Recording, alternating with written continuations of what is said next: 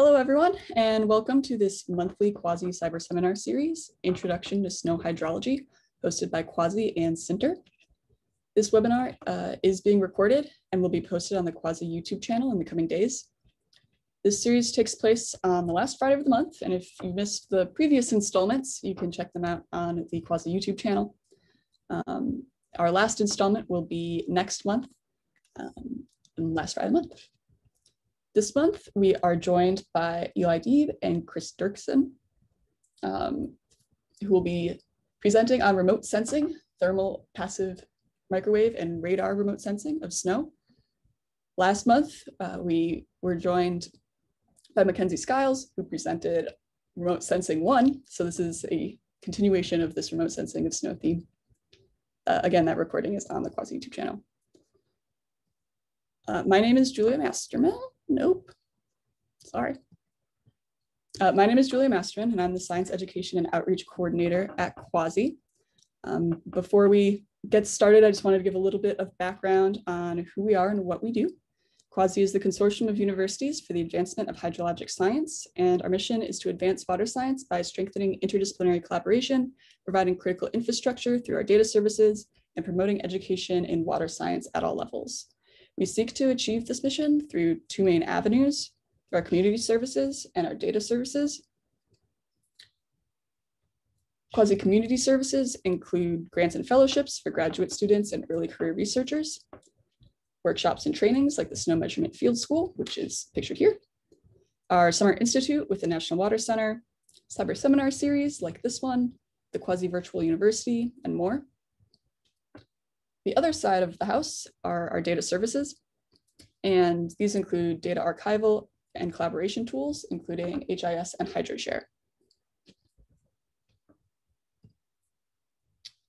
So that's just a very brief overview of CUAHSI and what we do, but I would encourage you to visit our website and reach out for more information, and especially sign up for our newsletter. I'll be posting links to those in just a moment. But now it's time to get started. So just a reminder that this webinar is being recorded and will be posted on the CUAHSI YouTube channel. And if you have any questions throughout the webinar, please put them in the chat or use the Q&A feature. And thank you again for joining us for this talk about remote sensing, thermal, passive microwave, and radar. And with that, I will pass it off to our speakers. Great, thanks a lot, Julia. I'm going to just share my screen. Okay. So thanks everybody for joining on a Friday afternoon. My name is Chris Derksen, and I'm pleased to be delivering the seminar today with Eli Deeb. So we'll just do a quick introduction of each other, and then I'll move through my half of the presentation first, and then I'll hand things off to Eli after that. So my name, as I said, is Chris Derksen. I work at Environment and Climate Change Canada in the Climate Research Division. My research program that I'm involved in is focused on seasonal snow and the response of seasonal snow to climate change. We use a lot of remote sensing as well as climate models to try to understand how and why seasonal snow has changed in the past and what we can expect in the future. So I'll now advance it here and have Eli introduce himself. Thanks, Chris. My name is Eli Deeb. I'm a scientist here at the Cold Regions Research and Engineering Laboratory in Hanover, New Hampshire, in our Remote Sensing and GIS Center of Expertise. My program that I manage here at CRREL, revolves around multimodal remote sensing and looking at that with respect to basic research and applied engineering techniques across the globe. My specific background is in microwave remote sensing of snow and ice, especially for snow hydrology applications. And most recently, we've been doing a lot of application development on the snow hydrology side for current and future satellite missions. Back to you, Chris. Great. Okay, thanks, Eli. So the way we have split the presentation up today is that I'll be focusing on volume scattering approaches to passive and active microwave remote sensing of snow. A disclaimer right off the top, if you came here very excited about thermal remote sensing, Eli and I made the executive decision that we have a lot of material to try to get through in 60 minutes. So we constrained ourselves down a little bit to the microwave aspect. So apologies for any false advertising. Before I get into my content, I wanted to say a big thank you to many people who are listed on this slide, people who I've discussed microwave remote sensing with many times over the years, who I have been inspired by and certainly borrowed perhaps some visuals from as well in subsequent slides. So thanks to everybody for their input to this work. So I'll talk about volume scatter and snow water equivalent for about 25 minutes. Then I'll pass things over to Eli. We'll focus more on the radar travel time and InSAR based approaches. Just a quick note for how we're going to handle questions. If you have questions throughout my presentation, feel free to put them in the chat. If you put them in the chat, everybody can see them. If you put it in the Q&A, only the presenters can see it. So I suggest that you use the chat window. I will then, as best I can, type up some answers during Eli's presentation, and then we'll leave some time at the end to also discuss some of the questions as well. Okay, so just kind of overview of the key questions that I'll hope you'll come away with some clear answers from over the next 20 minutes or so is using microwave data, can we discriminate wet from dry snow? What are the key factors which allow us to use microwave data to retrieve information on SWE, and what products are out there that use microwave data, and how well do they perform? What are the most important sources of uncertainty? And what satellite missions are available now, and what potentially upcoming missions are on the horizon that will help advance microwave remote sensing of snow. So I'll start first in the passive case, and then we'll get to radar after that. So we have a long heritage of satellite passive microwave data that dates back about 40 years now. There's been a series of missions starting with CIMR, followed by a few generations of SSMI and SSMIS instruments, and most recently AMSR-E and AMSR-2. So we have a real strength here is about 40 years of data. This imagery covers a large field of view over a wide swath. So you get almost daily global coverage. That's the plus. The negative or the challenge, of course, is that the grid spacing is quite coarse. So most of the brightness temperature products from passive microwave have been regridded to a 25-kilometer grid spacing. Passive microwave remote sensing is insensitive to lighting conditions, moisture and cloud cover in the atmosphere. So you really do get excellent repeat coverage through time. So this is an example on the bottom left here of what one day's overpasses looks like. You can see the pole hole with no data in the middle, Greenland over here. So you get really the continental scale coverage. When you zoom in just arbitrarily over part of Northern Europe here, you can see things start to get a little bit fuzzy. This is because of that coarse 25-kilometer grid spacing. So we don't have time to go into a lot of the theoretical background, but all natural surfaces emit microwave energy. These are measured by spaceborne instruments, as I mentioned. The brightness temperature is typically expressed in units of Kelvin. And the brightness temperature really is the product of the emissivity of the surface and the physical temperature. And so when we think of emissivity, this is the ratio of the radiant energy of an object to that of a black body being a perfect emitter of microwave energy. So snow is not a perfect emitter. It has an emissivity that varies depending on the snow properties, but somewhere between 0.7 and 0.9. And when snow is wet versus when snow is dry, it has very different dielectric properties. And so microwave and radar data are very sensitive to this. So the classic approach to using passive microwave measurements to retrieve snow water equivalent are to look at two frequencies. And the 19 gigahertz and 37 gigahertz measurements have been available right back from CIMR all the way through to AMSR. So we have this continuous time series. There are additional frequencies of measurement, both higher and lower, but those are used less frequently for snow applications, and they aren't always available through all the different sensors. So 19 and 37 are sort of the workhorse channels for snow applications. By looking at the difference between these two frequencies, you can back out the volume scatter from the Snowpack. And that's because the shorter wavelength 37 gigahertz energy is scattered much more effectively by snow grains than the longer wavelength data are. So by differencing the two, you can minimize some of the effects of physical temperature changes from day to day. You can minimize some of the impact of the substrate beneath the snowpack. But really, it's this difference between these two frequencies, as you'll see in some of the subsequent slides, that drives the use of passive microwave data to estimate SWE. There are many complicating factors. It is not a simple relationship where you can look at the difference between these two measurements and back out SWE in a very straightforward manner. Some of these complicating factors include the microstructure of the snowpack. So that's the expression of the size, shape, and clustering of the snow grains. The layering of the snowpack matters. And as you can see in the plot on the bottom right, deep snow is a persistent problem for passive microwave remote sensing of snow. So you can see here for different approximate size grain sizes in the snowpack, you get a change in the brightness temperature difference between these two frequencies with increasing SWE, but the magnitude of the brightness temperature difference is dependent not only on the SWE, but the grain size as well. So you have this microstructure dependence, and you get this typical plateauing in the brightness temperature difference as you get into deeper snow, where the signal becomes very, very weak and saturates at a certain point. So the basic physical principles are quite straightforward, but in practice, it's quite a challenge. And of course, we're attempting to do this at coarse grid spacings of 25 kilometers. So you're always dealing with heterogeneity at a subpixel scale. So definitely not a straightforward challenge. Looking at some time series of data now, I think we can focus on the top time series plot. This is work from my colleague Libo Wang. We're looking at the brightness temperature difference time series in the red. There's backscatter data here as well, which I won't get into too much in this slide. But you can see the brightness temperature difference is about 30 Kelvin. And this is, this is that difference that we try to exploit to estimate SWE during the snow cover season.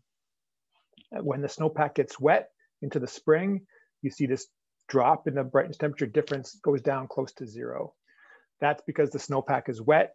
And so the brightness temperature signal at both frequencies becomes very close to each other, and the difference therefore gets close to zero. So you can exploit this strong dielectric change from dry to wet snow to map snow wetness, the melt state of the snowpack. And from it, you can also back out the end of the melt season. So that in map form is what's shown on the right. Just for one example year from 2000, it's the date of snow clearance from the landscape. So wet versus dry snow, I won't say it's straightforward because again, we're dealing with subpixel effects, coarse resolution data, but it's something that we can do in a reasonably straightforward way. So the classic algorithms that are used to estimate SWE based on the difference between brightness temperature between those channels, they can be highly uncertain when you apply them over large regions. This is because snow cover and land cover varies, of course, in space and time. Snowpacks evolve through time as well with different properties, different grain sizes, different layering. So snowpack emission models are a really important tool that allow us to segment in modules the landscape. So we look at the atmosphere, overlying vegetation, lake ice, and snow cover, and we use that to simulate the brightness temperature and compare that to observations. I'm just going to check the chat real quick to make sure there's no technical glitches. Can everybody hear me okay? Everything good? I hear you fine, Chris. Okay, perfect. I should have checked right at the beginning to make sure there were no issues. Okay, so continuing on. So we use these microwave emission models. We break down the landscape into the snow component, the vegetation, lake ice, the atmosphere, and we can then use that to simulate brightness temperature. And that's a really powerful tool when we combine simulations from snow emission models with the actual satellite data itself. So there's been many different snow emission models. I won't go into detail on these now. Some of them are theoretical, some of them are semi-empirical. The computational expense, the driving data required varies considerably between these different models. So again, I won't go into the details here, just be advised that there is quite a large family of models that you could use. They all in different ways treat reflectivity at the surface beneath the snowpack and the emission coming upwelling from the ground. They then deal with volume scattering and all kinds of layer processes that happen within the snowpack. And then there's a contribution from the atmosphere on top. So we can use these emission models as a really valuable tool. So one approach that uses microwave emission modeling as part of a SWE retrieval process is the European Space Agency, what used to be the GlobSnow product. It's now migrated to the Climate Change Initiative program within ESA. So the ESA Snow CCI dataset, which is available online at the website that I'm showing here, giving my pointer back. It goes back through the whole passive microwave time series. It's 25-kilometer grid spacing, and it does give you maps like this every day of SWE across the hemisphere. Now, what you'll notice right away is these red spaces. Those are mountain areas. That's where this product masks out the retrievals.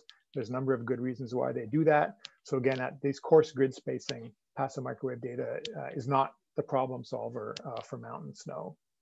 The product is undergoing continuous development through the CCI program. We'll be moving to 12.5-kilometer grid spacing in the near future, but still the mountains will remain a problem. So how does the GlobSnow or Snow CCI product use emission modeling and satellite data? Well, it also leans very heavily on station snow depth data. So in that sense, GlobSnow is a great example of how we need remote sensing, we need modeling, we need surface observations, and collectively when we use them together, it produces skillful estimates of SWE. So we take, I won't have the time to go into details here, but we take the passive microwave observations. There's a background snow depth field that's kriged from observed snow depth. The HUT emission model is run to produce a snow grain size. So this solves that problem where we need to consider the microstructure of the snowpack. Then the model is inverted for snow water equivalent. And through a final assimilation process, we get a retrieved snow water equivalent, and we get an uncertainty value that comes out of the assimilation process. So it's a very quick overview, but suffice it to say, every day you get a map like on the left here, which is the snow water equivalent, and on the right, the statistical uncertainty for each grid cell, which includes both the statistical and systematic error within the assimilation scheme used to retrieve SWE. So this is just an example of a product out there that uses both satellite data, snow emission modeling, and surface snow depth observations to come up with daily snow water equivalent information. How does it perform? Well, on these accuracy assessments here that my colleague Colleen Mortimer has conducted recently, she compared a whole suite of snow water equivalent products. Those are labeled on the x-axis of this plot: physical snow models, reanalyses, GlobSnow, a previous version of GlobSnow, the new version 1 CCI product. And the performance of these are very similar when you look at the RMSE, the correlation. So passive microwave remote sensing can produce SWE retrievals outside of mountain areas with about the same skill as we see from state-of-the-art modeling systems. I'm also showing sets using just free passive microwave data without any surface snow depth assimilation. And this shows the real challenge in trying to do passive microwave remote sensing of SWE without the helping hand first guess snow depth field. So for these products, the correlation is much lower when compared to the snow course reference data. The RMSE is much higher. So it just speaks to the challenges of trying to estimate SWE from passive microwave data if you don't try to assimilate surface observations. So in the end, from GlobSnow or Snow CCI, we get a climatology that looks something like this in the top left panel. We can look at trends over the multi-decadal time series that's shown in the bottom left. And we can compare that product to other state-of-the-art SWE data sets and try to constrain through some bias correction methods, which were explained in this Nature paper, how we can bring all these different continental snow mass data sets into better agreement. Now, of course, the massive challenge here is that we're not resolving mountain snow. And so for many different applications, for many purposes, that's a huge and critical gap. Can passive microwave data ever solve the mountain snow problem? Well, given how much elevational change you get within a 25-kilometer grid cell, given how much snow varies, given that deep snow is a problem, it's, the pathway forward is certainly complicated. So this is where we hope that radar remote sensing can make a contribution. I do not have any time to go into the basic concepts of radar remote sensing. There's a tutorial from Natural Resources Canada that's highlighted in the bottom of this slide here that I recommend. It does a really nice job if you don't have a background in radar remote sensing of getting the basic principles out there. But the key difference is where passive microwave data is, as the name implies, a passive approach where you're just sensing the naturally emitted passive microwave background radiation. Radar, you're actively sending a signal from the satellite. That signal comes down, interacts with the snow volume and the land surface, and returns and is measured at the satellite again. So because it's an actively powered radar system, the spatial resolution can be much finer. So we're not dealing with that coarse resolution grid spacing problem that we see with passive microwave data. So when it comes to radar data, this is an animation from my colleague Steve Howell. This is C-band radar over Ellesmere Island in the Canadian Arctic. That's a little piece of Greenland to the east. And I'll let this animation play through. C-band radar is great over sea ice. So you can see motion of the sea ice here, sea ice advection through Nares Strait here. Then if you look over Ellesmere Island, you can see the ice caps changing very quickly. That's the elevation dependence of the melt signal. So when the snowpack gets wet, the white ice cap turns black. So it's a very quick animation, but you can see it when we get later into the summer. So radar data, when we start to mosaic Sentinel-1 with RadarSat constellation, we can get really great C-band coverage and to look at variables like snowmelt. And I know Eli will talk more about snowmelt, so I can move past this. So from a remote sensing radar point of view, we're in a new era of really rich C-band observations that we can put together into these image mosaics that are ready for analysis. But for snow mass, for SWE, C-band has some challenges. What we really want to look at from a volume scattering perspective is a frequency of radar that interacts with the snow volume. And through theoretical modeling, airborne measurements, and other satellite mission development activities, Ku band is a frequency of great interest, because at this frequency, the radar waves interact predominantly with the dry snowpack volume. There are background signals from the soil that we have to consider. There's some scattering from the surface itself. But really at Ku band, this is the frequency that focuses in on the snow volume component of the complex scattering signature we get from snow-covered land. Just like the passive microwave case, it's not that straightforward. We can't simply relate the snow water equivalent to the Ku band backscatter. That's again because the snow grain size gets in the way and complicates this. And I'll show a little bit more detail on this in a couple of slides. As well, liquid water is a problem. So when the snowpack is wet, you lose that volume scattering signature. The radar returns off the surface. And so this really is a dry snow technique as well. But some pioneering work by Simon Yue and others showed in 2009 a nice response for Ku band airborne data. Josh King has published some work with ground-based Ku band radar measurements. So we do see a response at Ku band to the SWE, but there are some complex challenges to teasing this out. And so I'll try and walk through how we might do that very quickly in this slide, but these are measurements from colleagues in Finland. What the plot on the left shows is two different frequencies of Ku band radar for two different seasons. So the two different colors indicate the different frequencies. The solid versus unfilled symbols are two different years of data, and the lines illustrate theoretically what models, electromagnetic models, suggest the backscatter should be doing for the change in SWE on the x-axis. And so for these 2 years of data, you can see a really nice response, consistent response of backscatter. This is vertical polarized copol data. We get a nice radar response at Ku band. Now, the reason these 2 years agree very well with each other is because the snow microstructure was very similar between these 2 years. If we add additional years on this plot where the snowpack was very physically different and layered very differently, this would not be the case.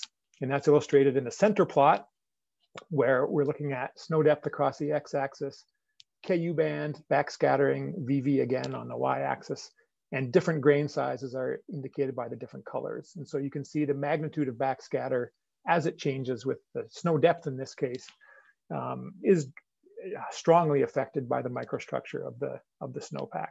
So what does that mean? It means if we want to retrieve snow water equivalent from Ku band radar, we have to give our retrieval algorithm some prior constraints. It needs a bit of help to know what kind of snow it's looking at. So colleagues in Finland developed a pretty clever way to do this using both radar measurements and passive microwave. So the passive microwave approach is shown in green, the radar approach is shown in red. And what they did was basically initialize the retrieval with a first guess of the grain size, the snow microstructure, from either the radar or the passive microwave data. And when you do that, using tower-based measurements like this, you can get quite a skillful estimate of SWE. So this is just to say it's a complex problem, but if we're clever in how we try to address it, then I think there's some good pathways forward. A lot of different groups around the world are currently investing time and energy into making KU band measurements. So colleagues in Finland, I've already shown data from them. There's been deployments of a JPL KU band SAR across many frequencies, both at Mammoth Lakes and at Fraser Forest in Colorado. Colleagues in Switzerland have made measurements in Davos. And we've completed some airborne measurements using a UMass airborne KU band. The radar is shown on the right panel here. The corner reflectors are these bright targets that show up here. So we're still in the process of analyzing this airborne data. The Finns have also acquired a lot of airborne data in recent years. So a lot of effort moving forward to try and understand how KU band radar data can be used from a volume scattering approach to estimate the snow mass. Now there is some intriguing work that's been done at C-band as well. So I mentioned that off the top for the radar section that C-band is good for wet and dry snow, but it's not that well suited.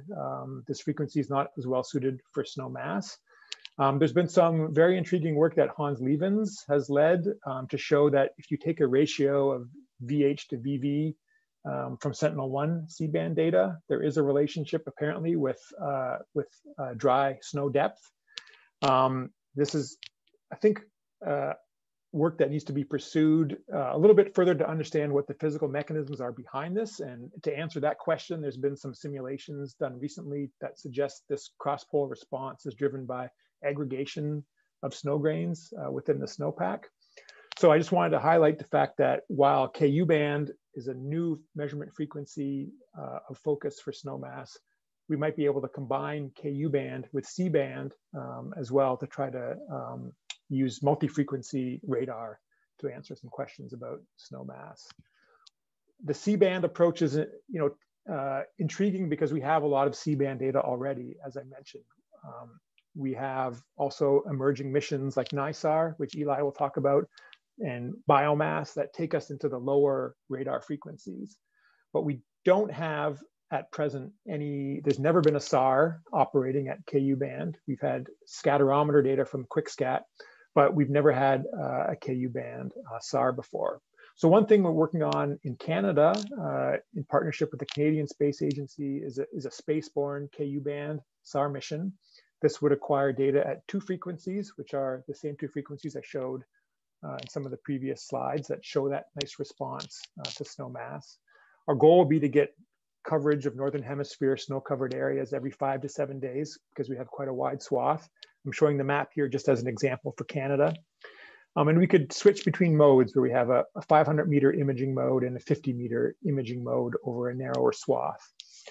So this would be the first SAR system of its type at this frequency. It builds on mission concepts that have been studied extensively at ESA in the past. And so we're still at fairly early stages of developing this mission, but we're hopeful that in a few years at least, we'll have a new snow-specific radar mission focusing on KU band measurements.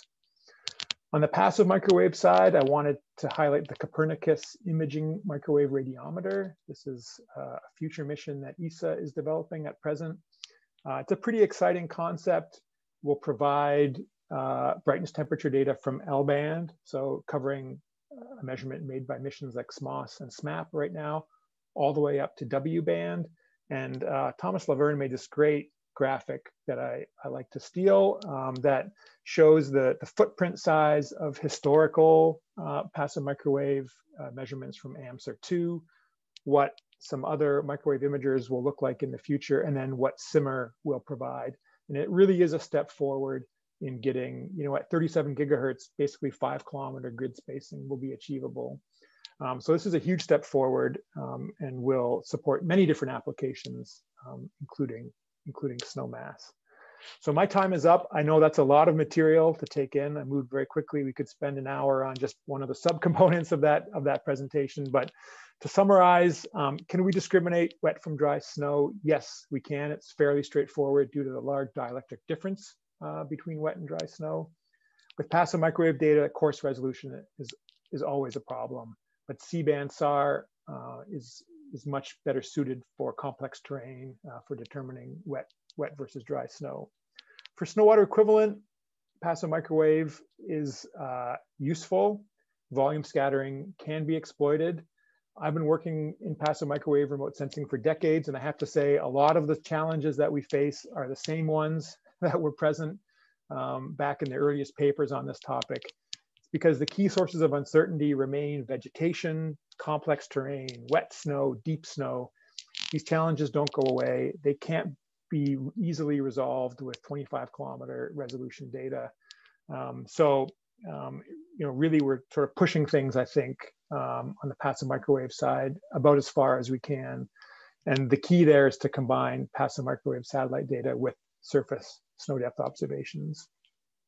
And there's some really exciting missions on the horizon. I know Eli's going to talk about some of these as well.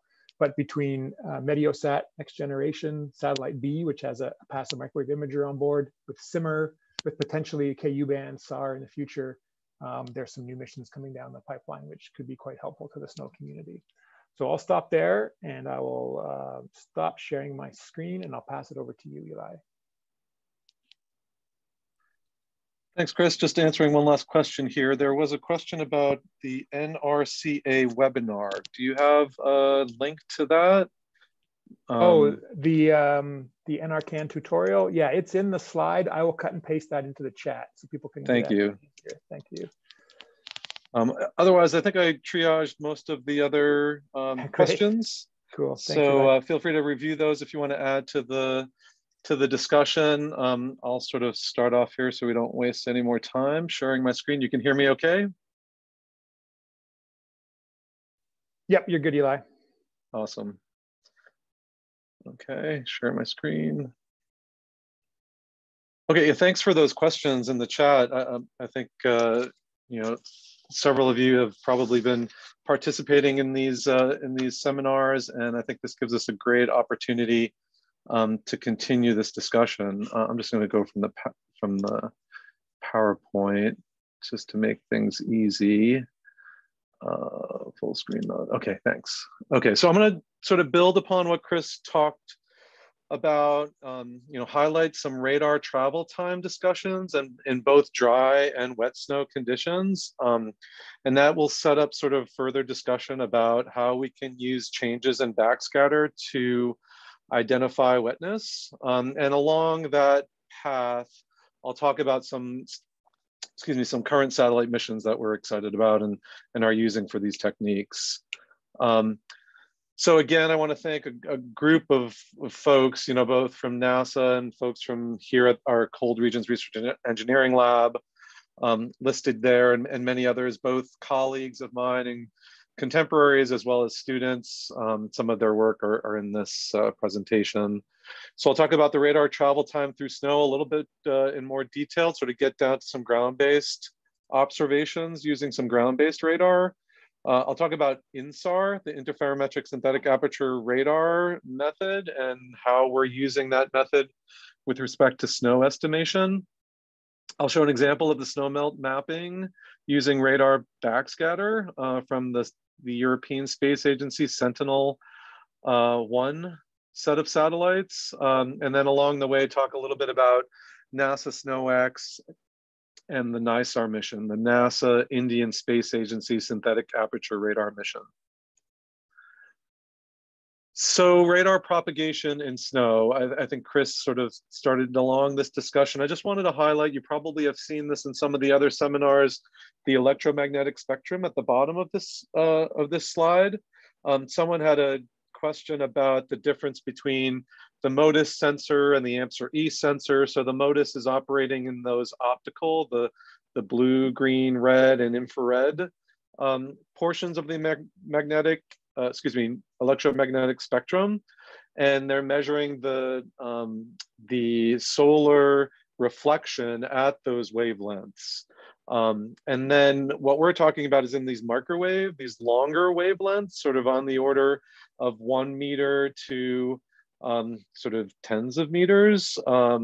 And on the side, I sort of have the blow up of sort of the wavelength and frequencies of those typical bands that you may see, from P band being the longer wavelengths in that slide, and then the KA, KU, KA, K bands that Chris was mentioning. So a lot of our understanding of the radar propagation in snow dates back to Grubler and Hiller, Ullaby and Matzler. And I tried to boil it down with a few key topics here because we could spend a whole semester or academic career on this stuff. Basically, backscatter from C band, this 5 centimeter wavelength, and L band, which is 20 centimeters, are typically not sensitive to this volume scattering in dry snow conditions, as Chris mentioned. As we get to these shorter wavelengths of X band and the K bands, when you're getting to on the order of the size of the grains of snow in the snowpack, you become increasingly more sensitive to these snow metamorphic states, changes in density, changes in grains, potentially changes in how those grains are bonded. So in dry snow, the main contribution to the radar backscatter, again, in dry snow at these C and L band longer wavelengths, is that snow-ground interface. So we actually penetrate through meters, often in theory and in empirical evidence, tens of meters of snow. We can penetrate at these wavelengths, maybe at smaller energies, but still can get that reflection off the ground. And there's a lot of work that's been done on ground-based radar observations of snow. And this review paper by Marshall and Co. from 2008 does a great job of highlighting some of those ground-based radar observations in various snow conditions, from ice sheets to temporal snowpack, along with some observations of my own through some of the NASA programs of the last few decades. So if we had an in-person snow workshop, we would get out in the field and dig a snow pit, and we would measure the stratigraphy of the snowpack. And we would identify certain properties of the snowpack. So on the left is an example of a snow pit observation using sort of the stratigraphy, identifying the temperature trace in red, the density in blue, the hardness scale in yellow, and you have the top of the snowpack, or the surface of the snowpack at the top, and the bottom of the ground at the bottom. Alongside that, I have some examples of ground-based radar observations from the Cold Land Processes Experiment, a NASA experiment held in Colorado over a few years. And this is a radar reflection of that same snowpack. So typically you sort of scan the radar across an arc, or you have it on a trolley, and you're looking over here, we have about a 3 meter distance. And the red areas are areas where we have high reflectivity from the radar, and the blue areas in this image on the right from a C-band bandwidth, 2 to 6 gigahertz about, across those wavelengths and frequencies, about a 5 centimeter wavelength for those who are interested. So the blue represents low reflectivity by the radar, and red represents high reflectivity. And here's an example of a radar signature across a snowpack of about 150 centimeters in a warm forest environment. Now we can also do this across a really deep snowpack. So here's a almost 350 centimeter snow pit, over 3 meters. There's Rick Forster at the bottom of that snow pit. And again, you can see the major reflections identifying the dielectric contrast, or the electrical properties and the differences in contrast of the stratigraphic layers through that deep snowpack. Again, this is work from our colleague H.P. Marshall. It is available at the National Snow and Ice Data Center warehouse and data archive. You can use that link at the bottom to sort of access any of these sample data sets to look at for yourself.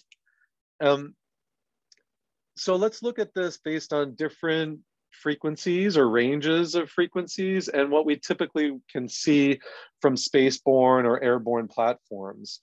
So C-band is this 2 to 6 gigahertz, X-band is 8 to 12 gigahertz, and Ku-band is this 14 to 18 gigahertz. And again, blue reflectivity is low, red reflectivity is high.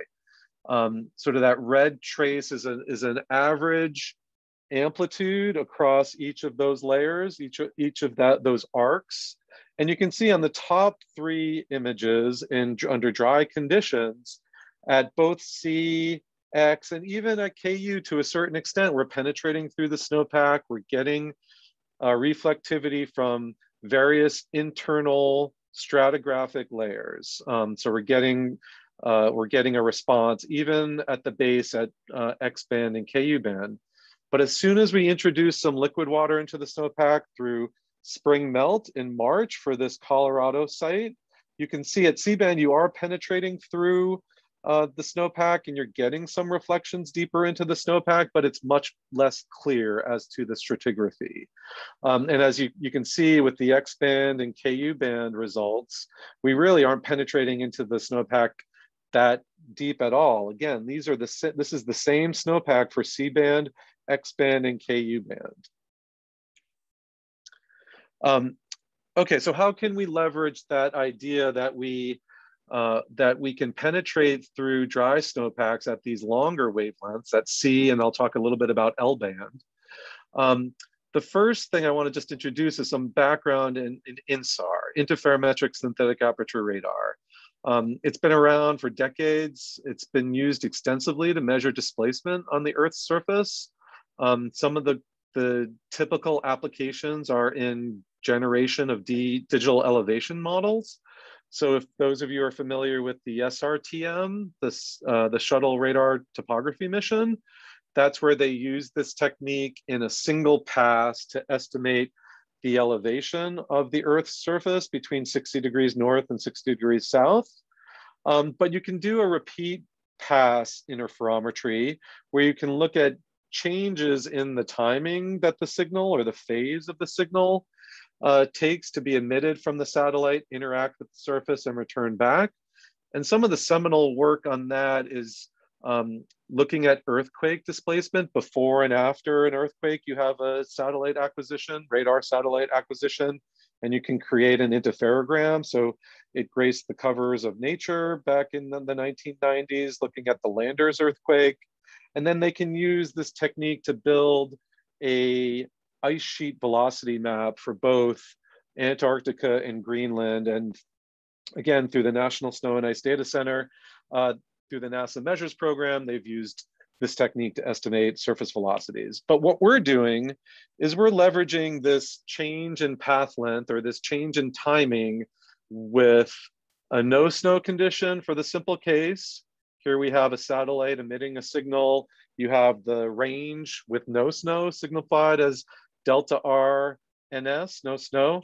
But if we were to add a uniform layer of snow with a depth and density or permittivity, the electrical properties of the density component, you then change the path length. You have the radar path length through the atmosphere as the delta RA, and then refracted through the snowpack with delta R. So there's a difference in the timing or the change in phase, as we like to say, between these two acquisitions. And this is a complicated figure. I sort of am, I wish I had more time to talk about it, but what I want to key in here is the top two images are differences between an L-band sensor, PALSAR, a 1 gigahertz, 20 centimeter wavelength sensor, and Sentinel or C-band, a 5 centimeter or 5 gigahertz signal. And what you see here is the range of depth and densities that you can resolve in one blue to red cycle is much more in an L band or the pulsar example than it is with the Sentinel or C band. You'll see it takes several 0 to 2 pi intervals to sort of stack up the same amount of change of depth and density for C band as it is for L band. So that's why our techniques with the InSAR and Snow, are really concentrating on these longer wavelengths where we have penetration through the snowpack, and this change in phase is related to changes in depth and density. Here's an example of some of the InSAR products. You have an amplitude image in the upper left-hand corner, coherence between the two images. Again, it's a multi-temporal technique before and after an earthquake, or in this case, a snowfall event. You have the coherence in the upper right-hand corner, which is a measure of how well the scattering characteristics have remained the same between the two acquisitions. Are we still scattering off the bottom and are penetrating through the entire snowpack? And then an interferogram in the lower right, where you see that cycle of blue to pink, red colors showing change in phase. In this example, that's related to the topography. So if we simulated the phase for topography, we can remove it. And what's left is on the right, which shows us the change in phase over this 3-day period from a European Space Agency satellite, ERS-1. But what we're really interested in, that was a C-band example, is we're really interested in L-band because it gives us the opportunity to resolve greater differences in SWE between the acquisitions or snow water equivalent.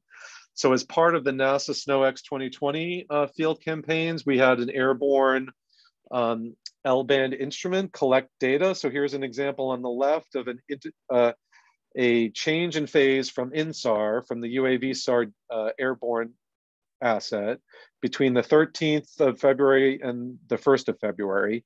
And right next to it is a depth change from LiDAR flights around that same time. So qualitatively, if you were to just look at the images, there's a very strong relationship between the features of scouring and wind redistribution on some of the microtopography in Grand Mesa, Colorado.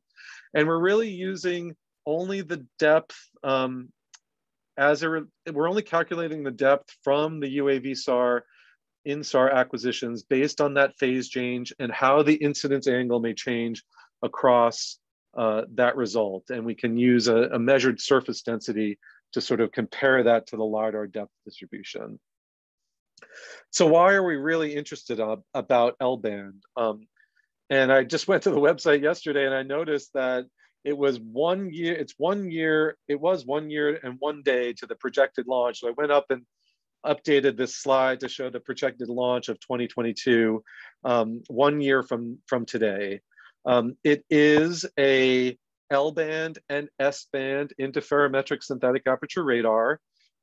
It has, if those of you are familiar with like a Landsat collection strategy, they're hoping for like a 12-day exact repeat orbit.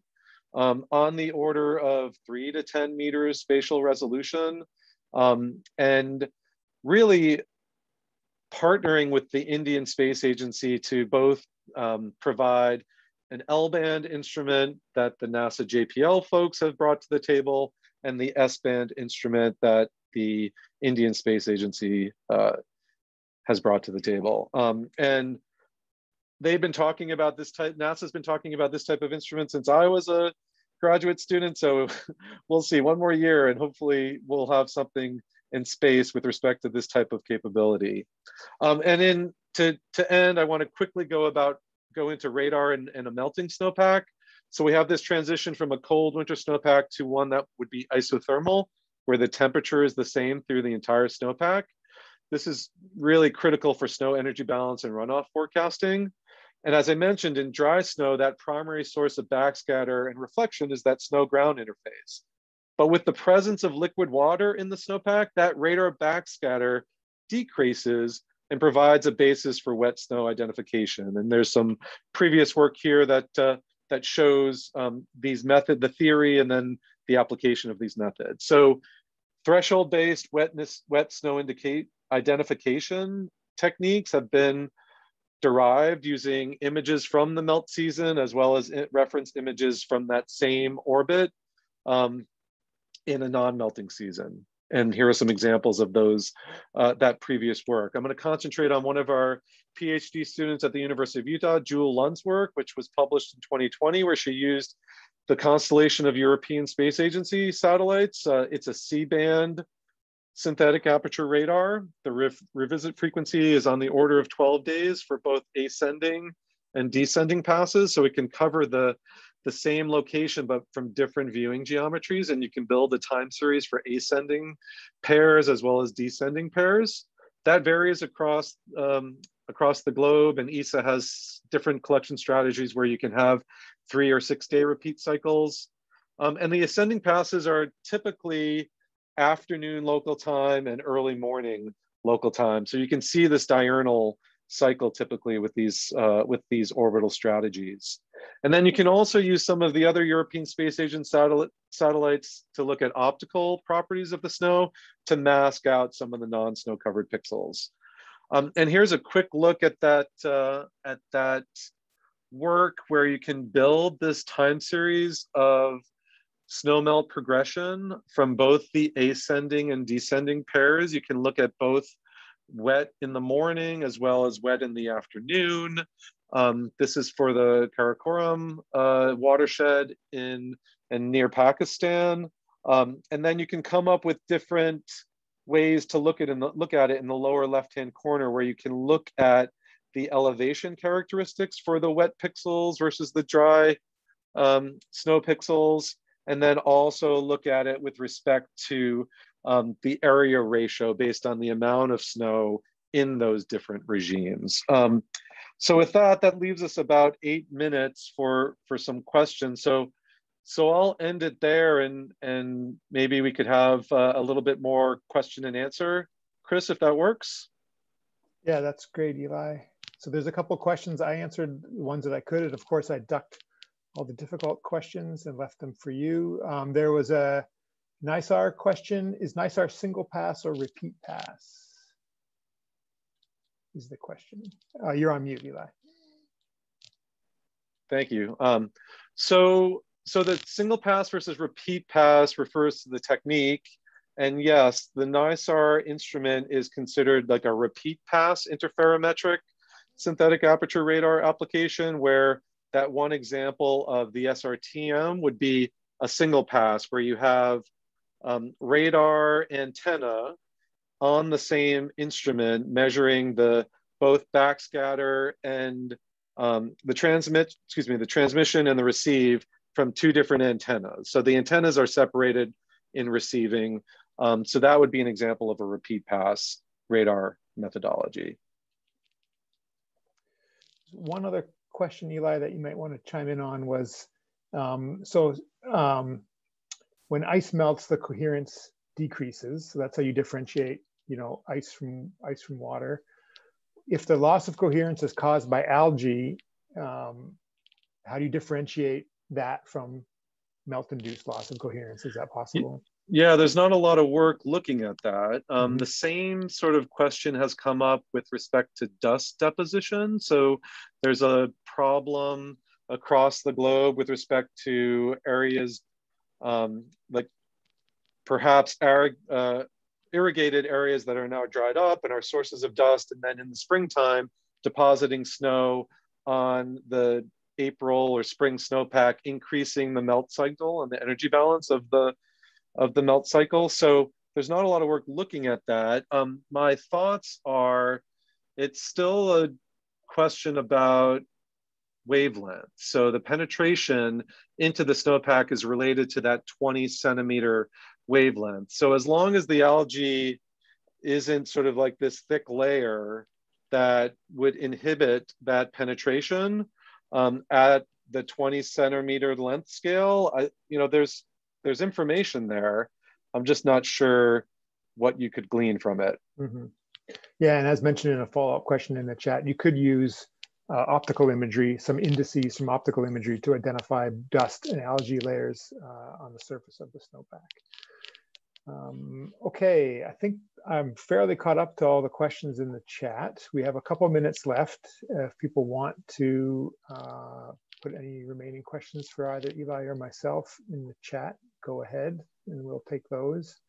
While you're thinking of those questions, I'll remind everybody that the presentation will be available through the CUAHSI YouTube channel. So if you know of people who would find it useful and interesting, please feel free to steer them to it.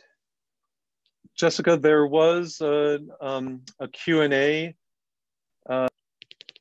question about whether CUAHSI or someone could distribute the PowerPoints. Is there a mechanism to share the actual PowerPoint presentations? I know, as Chris mentioned, the presentations were recorded and they will be available. I'm happy to share some of my slides. My contact information is also there if that person wants to reach out to me directly. Yes, so if anyone specifically wants the slides, feel free to reach out to me via the CUAHSI contact info, my email. I can put my email in the chat as well, or to either of our presenters, and we'll be able to share whatever slides we can. I'm just going to put my email in the chat in case people missed it on my slides. If you have questions or comments, feel free to send those to me. And I think we are at that 5 o'clock East Coast time on a Friday when everyone's probably thinking about other things, which is good. There was some good discussions for sure in the chat. I've seen to, okay, here, my chat window was offline, but here, I'll throw my email in there too before we wrap up here. You want to pass it back to you, Julia, for any closing comments? Thanks for coming, everybody.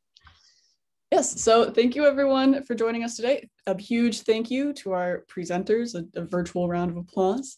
And if you are interested, join us again next month for the last webinar in this series. And once again, you can check out the previous weeks and this one on the CUAHSI YouTube channel. This one will be up later this evening. So thank you everyone and have a great weekend. Thank you, Julia. Thank you, Chris. Thanks, Eli. See you later.